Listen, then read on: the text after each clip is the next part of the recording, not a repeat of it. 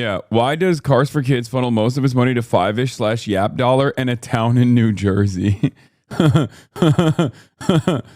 would I donate my car to a kid? The f are they supposed to do with it? Moss Planet did a video on it a year ago. 1877 Cars for Kids. You probably know the tune if you're someone who has listened to radio at some point in the past 30 years. In the most recent rendition, the advertisement features a band of children with instruments that sing their awful, awful song, imploring you to donate your car, presumably for their own sake. It is a jingle so mentally taxing to the listener that it has led to literal death threats being sent to the organization. Some like, oh, these kids are so cute, but then there was like, these kids should go kill themselves. For kids. My fuck Car for Kids. It's the most stupidest, annoying. Turn it off! Everybody hates this song so much to the point where most people associate the organization behind it with the cruel but effective agony of the Cars for Kids jingle. The omnipresent malice against their ears that the song is. But a lot of others end up donating their cars to these kids, enough to keep their ads on the air. The question is, where are these cars going, and how are they for these kids? To my disappointment, this was not a charity that gave children free vehicles with which to fight each other in a fashion reminiscent of the Twisted Metal games. Instead, Cars for Kids takes that would be dope. Imagine, that would be super cool if they were giving like 8-year-olds cars, you know? Imagine that's the reason why the guy actually sued the charity. They were like, dude, what the f? It was too ambiguous. I thought I was giving my Kia Sorento to an 8-year-old so he could just like, you know, engage in bumper cars. It's bullshit. Bullshit. Vehicles and flips them at auto auctions. This isn't too unusual, and is a service that many people would rather just use to get a tax break instead of going through the hassle of selling their car by themselves. Despite the pitch of helping children and tax benefits being ostensibly hard to disagree with, the guy who sues Cars for Kids because he thought if he gave his car up, he would get a child in exchange for the vehicle. Wait a minute. I thought I was giving my car up, and then where's my child? Where's my kid? I thought I'd get a free kid in exchange for a car. Incredibly awful jingle has made Cars for Kids a charity everyone is sort of allowed to hate. What doesn't help with that reputation gained from the jingle is learning what Cars for Kids actually does with the money they receive. See, Cars for Kids doesn't actually give to any of the children you would think of as particularly in need. That's because the kids in question are being helped not because they are in need of charity, but because they are part of a religious group. Right on the Cars for Kids website, it clarifies that. Our all-encompassing program gives Jewish children and their families the support, resources, and guidance they need to develop into productive members of the community.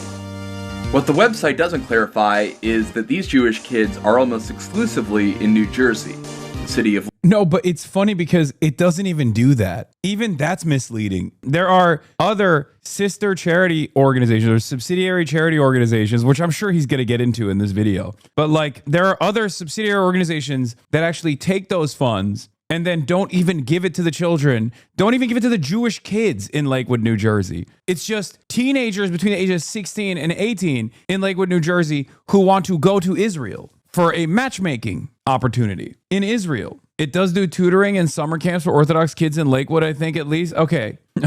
All right. At least there's that. Lakewood in particular. I was surprised to learn that Cars for Kids was Jewish at first. Growing up in Minnesota, I heard that godforsaken jingle so many times, but had never heard about Cars for Kids. Quick correction. I know it might seem like it's not a big deal, but teens are kids. I think it's important to be totally consistent on this because it's dangerous to think teens aren't children when we're talking about child marriage and or pedophilia. Thank you for... Yeah, except they don't have even teenagers on the ad. They have little babies on the ad, okay? They have like barely babies on the ad. They could have said Cars for Teens, but they chose kids instead. Kids from my Jewish friends, or saw any indication that any of the people at the Jewish community center I went to were supporting this seemingly omnipresent Jewish charity. It turns out I wasn't the only one in Minnesota that was confused by this. An investigation by the Minnesota Attorney General's office found that Cars for Kids spent essentially none of its raised money from Minnesota in the state on anything more than more ad buys. Cars for Kids has done a few programs helping the wider community. This mostly seems to manifest in handing out coats, basketballs, and developing an app that reminds you not to leave your children in a hot car. Looking at their website, these programs are either in Newark, New York City, or Philadelphia. Conveniently, no more than... And that sounds literally like contingencies, just to avoid whatever kind of like legal scrutiny might come your way, where you're just like, wow, well, we did this too. Look, God, so many charities are just absolute dog shit. So many charities, man. What the hell? A day trip from the headquarters of Cars for Kids in New Jersey. But this is all, at best, a half-assed attempt to argue on a technicality. In reality, 92% of the organization's cash is sent directly to another charity, URA, located in Lakewood, New Jersey and run by Cars for Kids founder Eliyahu Mintz. There is functionally no difference between Cars for Kids and URA outside of paperwork and advertising. As a side note, I wouldn't feel qualified to write about this if I was just talking about URA, as I'm not a member of the Jewish community, nor have I had any personal interactions with Jewish people that prompted me to write this. The truth is that URA forfeited the deniability of being a religious organization, both when it got most of its money from Cars for Kids,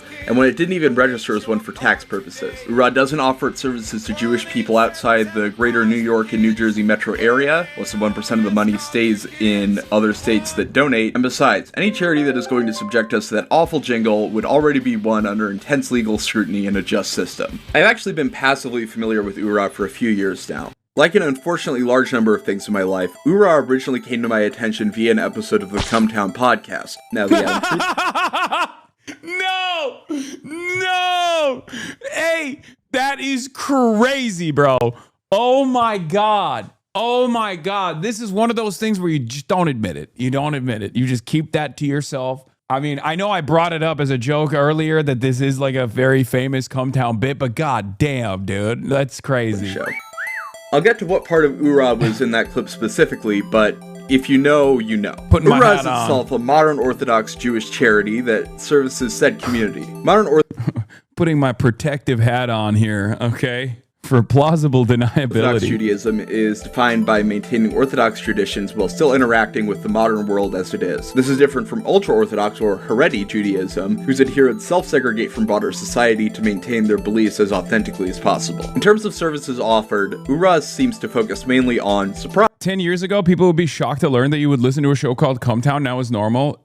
It was an ongoing bit in my community where I'd always go, what's Cumtown? That sounds kind of strange. And people would be like, oh, son, aren't you friends with Nick Mullen, Adam Friedland, and Stavros Halkias? Because like people would always try to be like, well, you're not woke. Like you're friends with these guys and they do anti-woke comedy. And I was like, what's Cumtown?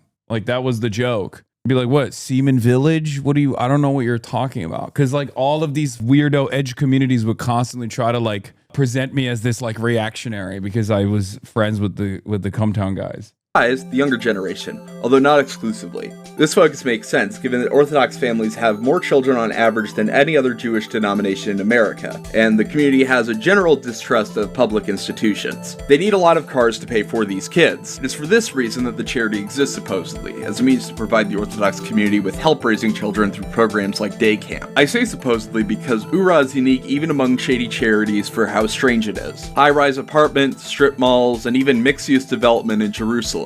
Cars for Kids is already known to have some assets that are tangentially related to kids at best. When I looked at the tax returns for the two charities, a lot more than just buildings started to come up. I'll give you a rundown of a couple interesting finds. One property that URA owns is 985 Clare Drive in Lakewood, New Jersey. According to tax records, URA acquired this property in 2015. What's interesting is that the last time 985 Clare Drive was sold on the market was in 2009, according to Redfin. The property also isn't a facility, it's a single-family home. It's not the only single-family home owned by URA either. 851 Morris, 624 Vine, 107 and 119 Rutgers, all bought in 2008. All but one off the market since then.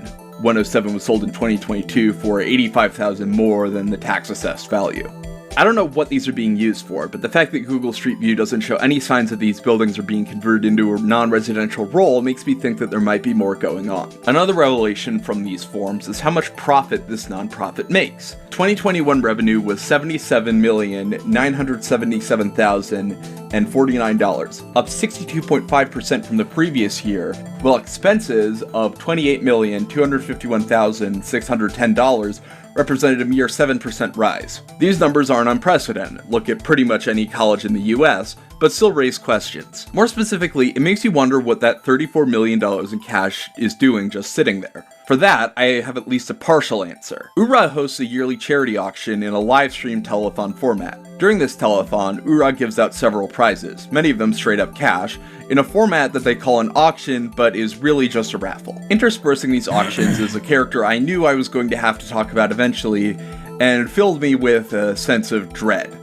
I already mentioned it earlier, but it's time to talk about Fiveish. Uh-oh. Fiveish is something else. As alluded to previously, I first heard about Fiveish from the then Cumtown podcast. Fiveish was being discussed because, well, this is what Fiveish looks like. Fiveish is a giant $5 bill with cartoon eyes and giant Mickey Mouse-like limbs. Essentially, he is sort of like the mascot of URA, who goes around to their events and serves as what I think is supposed to be a sort of comic relief character. To quote a friend of mine who was on that episode of the aforementioned podcast, this is like if the Expendables of anti-Semitism came together to make something to make fun of Jews. URA really likes using Fiveish. This isn't a mascot I dug up from years ago or something they tested out in a couple videos. Like, they really love Fiveish. They love Fiveish so much that... Is this a Nazi group? This is a Jewish charity. They have Fiveish as a plushie, Fiveish on a hat, President Fiveish, the Fiveish car, or Fiveish mobile, really shitty CGI Fiveish, Fiveish in Israel on the news, Fiveish in Israel being harassed by other Orthodox Jews. Gonna hurt you, Kenny's gonna hurt you! These are filmed and uploaded to the URA channel, by the way. This is not like, again, this wasn't like a random sighting and then they filmed it and then maybe some like weirdos got their hands on it. Like, all of this is uploaded to the URA channel. URA, the subsidiary under the Cars for Kids, like the funnel for Cars for Kids, is a Jewish charity. Anyway, let's continue.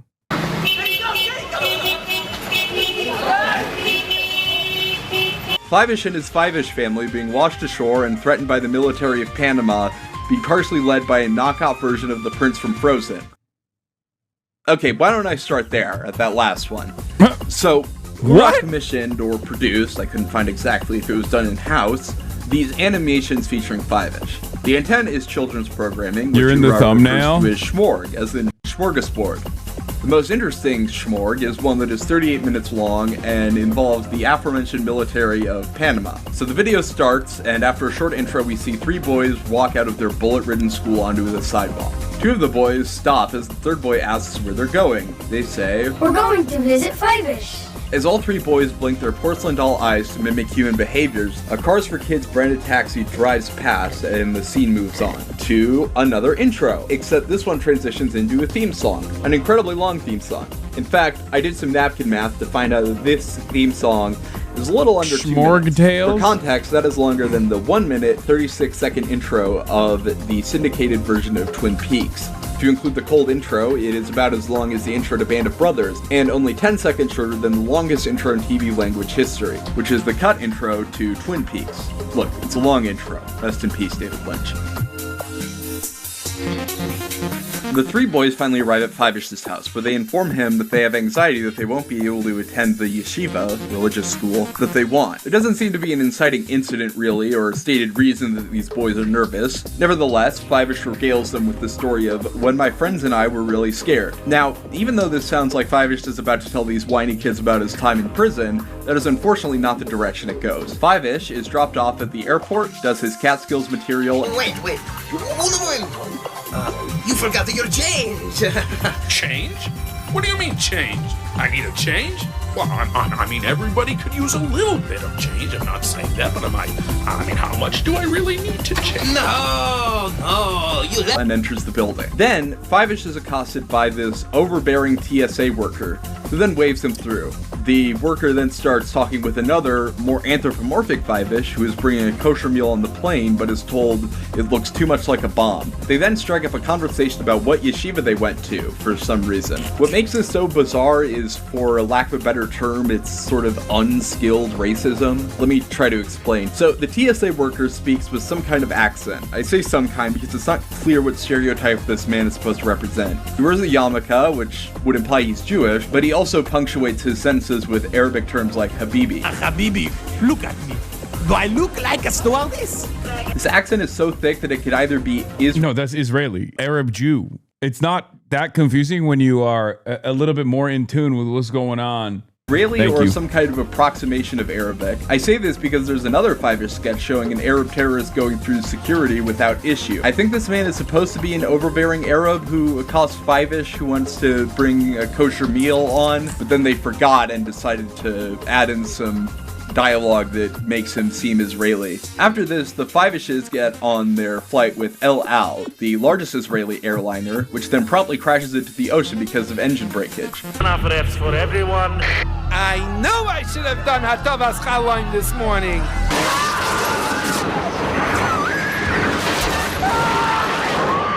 I thought this was funny because they clearly did not consult El Al for this, as most airlines do not like to be shown crashing into the ocean. In fact, this is sort of the main things airlines don't want people to think of when it comes to them. It then cuts to the French-British island colony of Bingsalou, which has the Panamanian flag for some reason. It's never really explained why the colony is both French and British. Maybe it's a Quebec situation. The island is ruled by some sort of 17th century colonial merchant who I'll call the King, and an Xbox 360 version of the prince from Frozen named Franco. The King is being entertained by scuba divers who are hitting a ball that literally just has the default texture on it. No, I'm not kidding, that's just the default texture from Gary's mod. Yes, that was wonderful. Let me see you slam that volleyball into the pool again. In with the toes. And go all the way to the nose. That is disgusting. There's sort of an implication that the King is getting a sexual thrill out of this, even though it just looks like an early CGI tech demo. I also have to mention that Franco seems to have a tribal tattoo on his jacket for some reason. We never really get to see his back fully, so I can't be entirely certain, but it seems— Oh my god, he does. Why does he have a tribal tattoo in the back of his jacket? It's like someone decided to add a sick-ass mid-2000s tribal tat for literally no reason. Anyway, the Fiveish plane crashes into the ocean with a thematically consistent but horrifically tragic 5 survivors. There are actually people on the plane, by the way, real humans that— wait, is that Go Animate? No, I swear to god, they use Go Animate assets on this thing.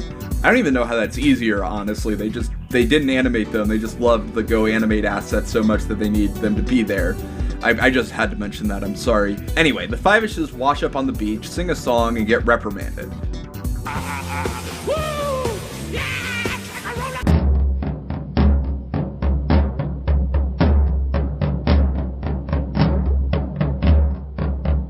Prepare for war. The French.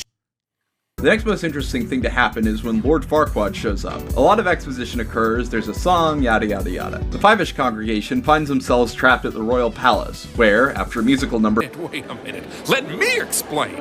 What the f is going on? I thought this was about a charity. Chatter, I don't know how to explain this to you, but it's still about the charity. I mean, you know what this reminds me of? This reminds me of that, like, which one was the cult that did an anime? Like, that made that anime, the Japanese cult, Fun Times, Happy Fun Times or whatever.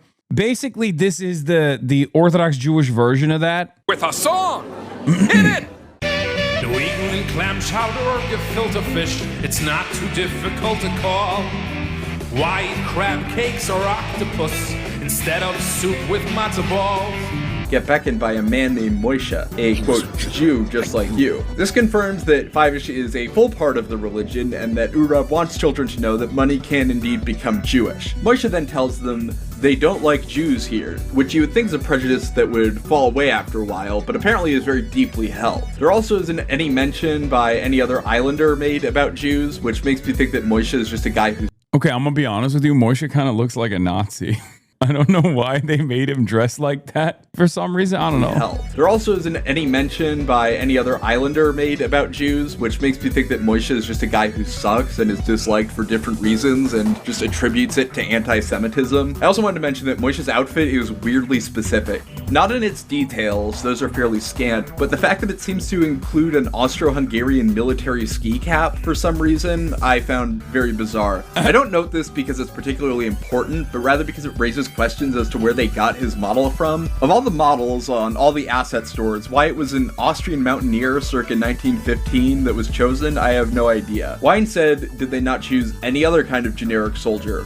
And why did they choose something that I only recognize because I play way too many Hearts of Iron 4 mods? Anyway, the Fiveish anyway, try to escape before being captured and taken back to chicken wire fences. Get in there with the chickens. Where you belong. Which is another thing about this supposedly lost colony I found strangely reminiscent of the industrial nature of the Holocaust. But just as the Fiveishes are going to be put on trial, a helicopter piloted by Boris, another Fiveish, swoops down to announce their arrest. In exchange, the islanders are offered a large chest of coins that the king is told are apparently edible. They're very good, Your Highness. You'll like them. Why does he sound like that? He does not. I'm sorry. Moishe, yes, Jewish name. Doesn't look Jewish at all. Kind of looks like he might hate the Jews. And also on top of that is dressed up in a very weird garb and doesn't sound in any way, shape, or form. Like, this is a villain. This is the most anti-Semitic animation I've ever seen. If you laugh, you're anti-Semitic and I'll unfollow. I'm not laughing. I'm dead serious about this. None of this is weird to me. None of this is strange in any way, shape, or form. I think this is normal and good. Shiny, valuable, but most importantly, edible. I don't know. That then finally concludes our Fiveish story in the animated realm, but it continues into the aforementioned auction. Every year, Ura hosts a charity auction that is really just a raffle. It's almost comically corrupt in terms of prizes offered to the point where it's basically just gambling. Just as I watched the Fiveish TV show, I also watched the Fiveish charity from 2023 and recorded what happened during it. I've been to a couple charity auctions myself. My memory consists mainly of watching people bid on gift baskets, memorabilia, or gift cards to sums of maybe $300 at the most. They were social events, either for a public school or a local nonprofit, where donors came to mingle. Ura also does charity auctions, but the way they organize these events is in another galaxy compared to my experience and the experience of many others. I'm just going to cover the auction and telethon for now, but the online auction is both the easiest and hardest to explain. So, it's not unheard of to pick up an item at a charity auction for below market rate. That's sometimes the incentive. For example, you buy a rare baseball card that got donated to a charity auction. There's some upsides to the benefiting institution in terms of taxes and ease of processing. Ura takes it to a completely new level. Ura auctions themselves don't work like auctions at all. Like I said, they're basically a sweepstakes or raffle where donors buy tickets that are then randomly drawn. The other main difference is the prizes. Where others have donated items with somewhat subjective market price, Ura charity auctions seem to primarily have a different kind of prize. Cash, not collectible buffalo nickels, not a $2 bill signed by Richard Nixon. Large sums of money that Ura gives to its winner. Of the 49 potential prizes, 15 of them were just money. That doesn't include the other prizes, many of which were just a step removed from being a transfer of money. Here's a list of the auction items that you can win for as little as $5 that are just straight up, undeniably money. In fact, one host points out that I don't think this is funny at all. I'm visibly shaking my head. One winner spent $500 on tickets and made their money back 100 times over. Here's a short list of 15 prizes. $25,000 cash. $7,000 Visa gift card. Fiveish cash, which is $5,555. $100,000 bonus. Daily cash. $50 a day for 6 months for $9,000. He's dying. Fiveish is dying. How is this funny? The anthropomorphic $5 Fiveish is dying. They are literally burying it under dollar bills. Oh, you think that's funny? I don't. In total, he's drowning in money. They're killing him. He's suffocating. MasterCard. Weekly each. $100 a week for 1 year, or $5,200. $36,000. It looks like he's literally gasping for air as he's being crowd crushed. Like, oh, save me! That check, which is $6,130. Investment portfolio, parentheses, $10,000. $18,000 cash. Pick 50K. allows you to pick one of 5 hidden cards, each worth $5, $50, $500, $5,000, or $50,000. Yearly cash, $1,000 every year for 10 years, for a total of $10,000.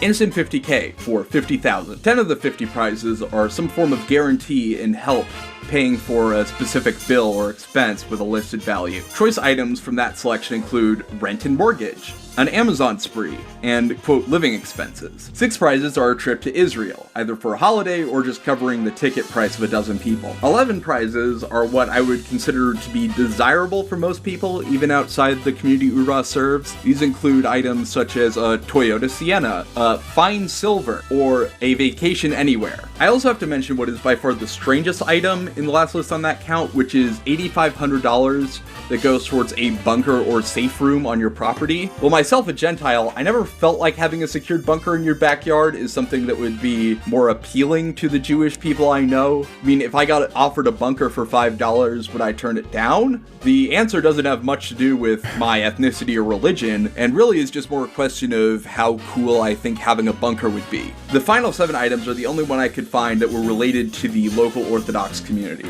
These include things like a Sefer Torah and a year of $200 No, I'm not. No. every week towards Shabbos. No. One prize among these is the so-called Loser's Prize, which is a limited edition sweatshirt which features Fiveish surrounded by I'm a Winner, URA 2023 auction. Another part of the live stream that I wanted to talk about was an advertisement for another URA organization that shows up halfway through. And by being an URA organization, it is inherently one that is funded by Cars for Kids. Rebbitzins, I think I'm pronouncing that right, is a site that facilitates the traditional Orthodox Jewish shidduch, where young singles are matched with each other by members of the community. For a religious group that is strictly divided along gender lines and does not evangelize itself, the shidduch is a method for maintaining this tight social cohesion. In essence, the shidduch system is one of the only institutional forms of arranged marriage still in the United States. The shidduch is also a model that is in crisis. Creatively named the shidduch crisis, many in the Orthodox community fear that there is a decline in the number of marriages overall, which is being spearheaded by a drop in shidduch marriages. Looking into this, the conclusion that I saw reached by observers is that a high dropout rate of the religion picking its... Would you turn down a free bunker? Never. I'm pro bunker, Enver Hoxha style, okay? Yes. URA, Enver Hoxha, we're bunker maxing. By parents, and the generally dehumanizing nature of having your partner pick for you, as technology tears down more social barriers, are contributing to this crisis. Men are also less willing to marry, which combines with the higher male tendency for leaving Orthodox Judaism to make women in the shidduch system much more susceptible to being objectified, both by potential partners and often the woman's own parents, trying to sell her in a buyer's market. Rebbitzins seeks to fix part of that crisis by providing a more... This is marketed towards American Jews? No. This is just marketed towards American Jews in an Orthodox community in Lakewood, New Jersey. I mean, there are plenty of American Jews in this chat. Ask them if they've either ever heard of this or if this would be in any way, shape, or form appealing to them. And you will very quickly find out the answer is no. Like, think about the American Jews that have been on my broadcast. Like, think about presenting this to Felix Biederman or Noah Culwin to be like, hey, would this be appealing for you? Would you like random bunker in Tel Aviv? And then they'd be like, no. I mean, this would be appealing to Felix, but in a very different way. He would appreciate this probably in a totally different way. Or streamlined and supportive shidduch process to parents. In the promo played during the telethon, it is made clear that the purpose of Rebbitzins is reinforce the shidduch system with their services. Despite a red background that brings to mind online dating services and romantic music, Rebbitzins is part of a deeply conservative tradition. As I previously mentioned, the shidduch system does not favor women. More than just the demographic issues that make women outnumber men in the community, women who are married using the shidduch system are being placed firmly inside a deeply patriarchal community structure. The most standing example of this fact is that Orthodox Jewish women are generally not allowed to seek a divorce. Only their husband can initiate that process. This can result in creative solutions where gangs of Orthodox men are hired on behalf of Orthodox women unsatisfied with their marriages to kidnap and convince the husbands who are refusing this divorce. The practice was the subject of the 3rd episode of The Sopranos. Called Hasidim. Hasidim, but I don't believe them. I mean, that's not funny. That's not a good joke. That's very bad. What's he want, this titleman? He wants a divorce for his daughter. You know about this shit? Run. Huh? Trust me. You don't want to do business with these people. He said there's 25 large in it if we can get him this here get. You know, there's an old saying amongst Jews. When a Jew gets a divorce, even the altar sheds tears. Unfortunately, most Orthodox women aren't able to hire roving gangs or the Soprano crime family.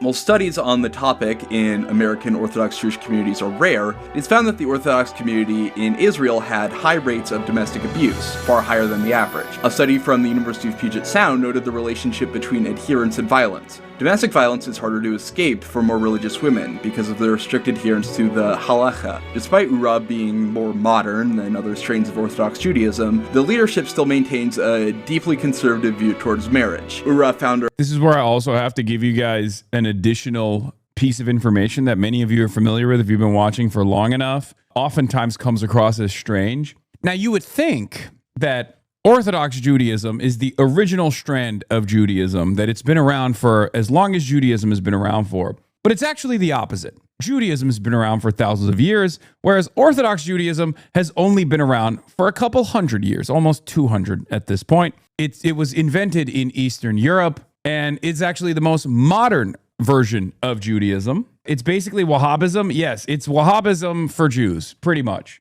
The reason why, it's younger than the United States of America, which is a relatively young country. And the reason why, if you were wondering why, like, Orthodox Judaism has all of these, like, different things that you wear and stuff like that, that doesn't really fit in places where a lot of Orthodox Jews now live, Boca Raton, Los Angeles, New York. You're like, what the f***? Why are you wearing so many different clothes that don't really fit the climate where you live, or, Israel?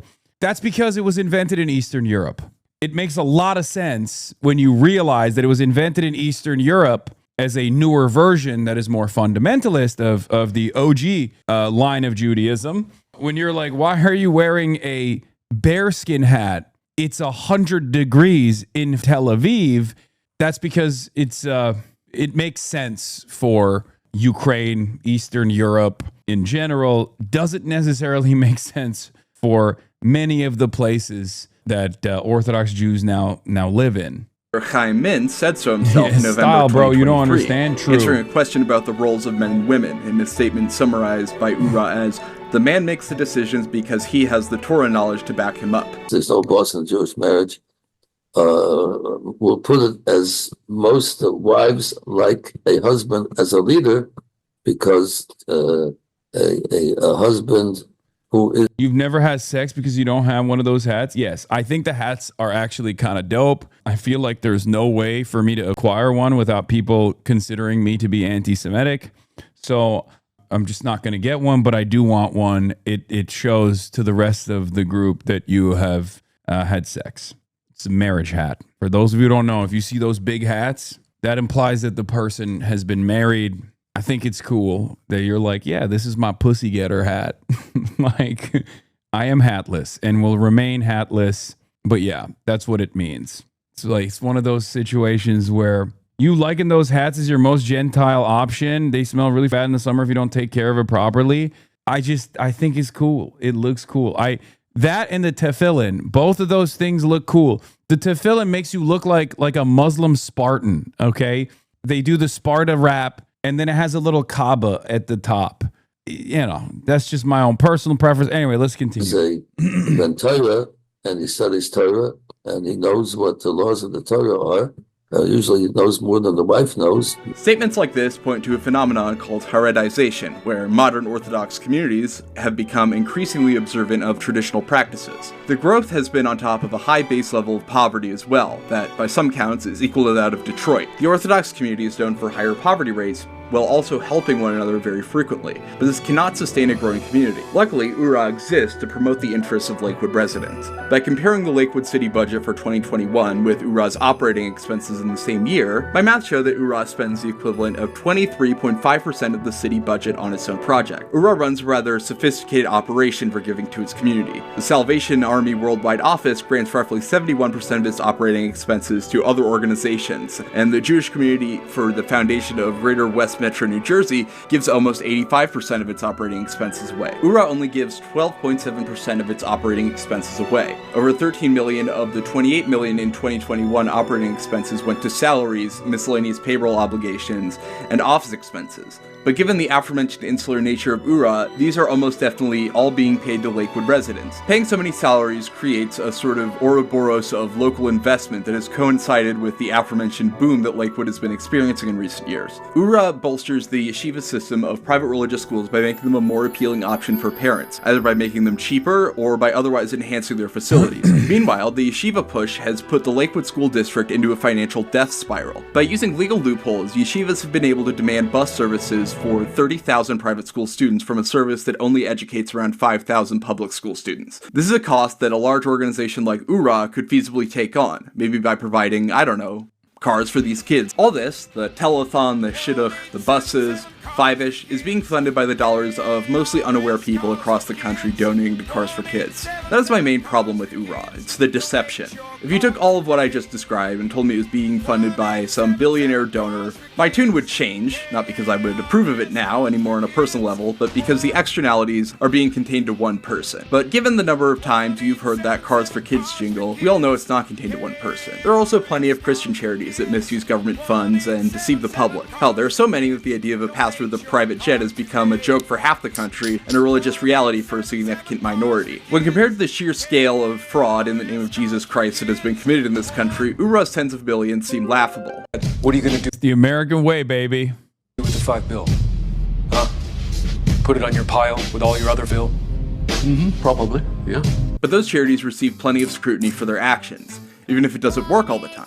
So as long as the start of that infamous jingle is prompting tens of thousands across the country to punch the power buttons on their car radios as fast as they can, URA remains everybody's problem.